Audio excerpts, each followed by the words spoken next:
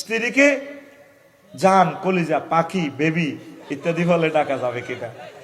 এটাকে জান, কলিজা, ইয়া কুর্রাতু আইনি, ফুয়াদি বলতে পারেন, বেবি টেবি বলিয়েন না। বেবিটা এটা মানে সন্তান। তারপরে কলিজার বোন, এটা কম যাইত। নবীর ক্লাসে তাফসীর মাহফিলে এক লোকে কয়নি যে ইয়া উখাইয়া, প্রিয় বোন আসো নবী থেকে দোয়া নাও, এরকম আর কি। তো নবীজি কইল আহিয়া উক্তুক, হেতিকে তোমার বোন নেই? কল্লা ইয়া রাসূলুল্লাহ ফাকারিয়া নবী সাল্লাল্লাহু আলাইহি ওয়াসাল্লাম, নবীজি এটা অপছন্দ করলেন। বোন কইও না, মারামারি লাগলে রাগ ভাঙাইবার সময় কইলা ছোট বোন লাগে, তুমি আর প্রিয় বোন। রে কিতা করবি এসব মামলা যদি খাড়ায় পাইস তো কেউ, ঠিক রে?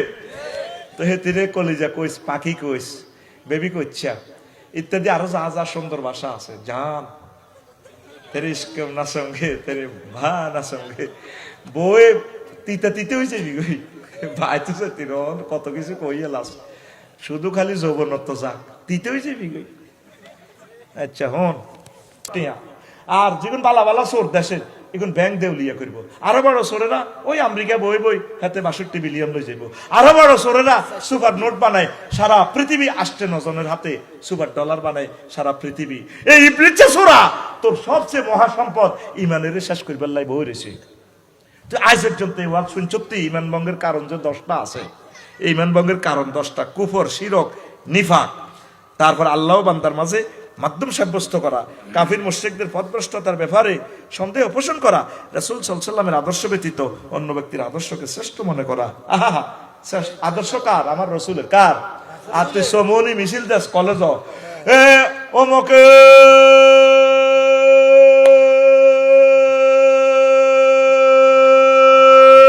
সৈনিক খাও কিতা কর, এরকম সিটিং মুসলমান বর্তমানে সবুজা আমার মাহফিল নাই রে।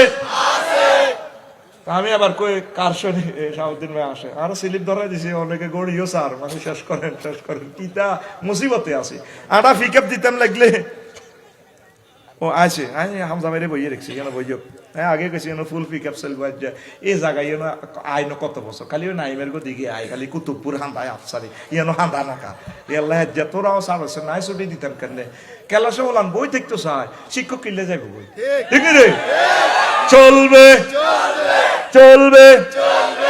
আমরা কার সৈনিক? নাহনু জুনদুল্লাহ, জুনদুর রাসূল। আমরা রাসূল সাল্লাল্লাহু আলাইহি ওয়াসাল্লামের সৈনিক। সাহাবীরা খন্দকের যুদ্ধে এইভাবে পাথর কোবায়ার পরীক্ষা খনন করতেছে, মোচ্চা কোণে আর কয় নাহনুল্লাযিনা বায়াউ মুহাম্মাদান আলাল জিহাদে আবাদান আহাদা। সাহাবীরা পাথর কোবা মরিসা ক্যান্টনমেন্ট পাথর কোবার কয় আমরা সেই, আমরা মুহাম্মদ সাল্লাল্লাহু আলাইহি ওয়াসাল্লামের পার্টির লোক, তার হাতে বায়াত গ্রহণ করছি, আমরা কোনোদিন নবীকে ছেড়ে যাব না, জিহাদ চলবে। আমরা কার সৈনিক? রাসূলের সৈনিক। হাত উঁচু করবে না, হাত উঁচু কর, লিল্লাহি তাকবীর। এই হাত দিয়ে রাসূলের বিরুদ্ধে ভোট দিতে হবে না, কথা ঠিক কি না?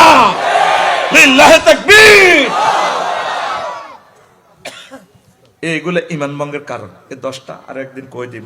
এখন শোন, আমার যে বিষয় দিছে আমার ভাইয়ে, একামতে দিনের গুরুত্ব, সাংস্কৃতিক নৈরাজ্য থেকে উত্তরণে একামতে দিনের গুরুত্ব বিস্তারিত একসময় বলবো। অর্থনৈতিক দৈন্যদশা থেকে মুক্তির জন্য একামতে দিনের গুরুত্ব সর্বসাধারণের। হ্যাঁ আসি গেছে। আচ্ছা যাক, তাইলে আমি কইলাম না, আমার গুরু যেহেতু কইছে আই গেছে, আর একদিন ডিটেল শুনাইম আর কয়েকটা প্রশ্নের জবাব দিদি।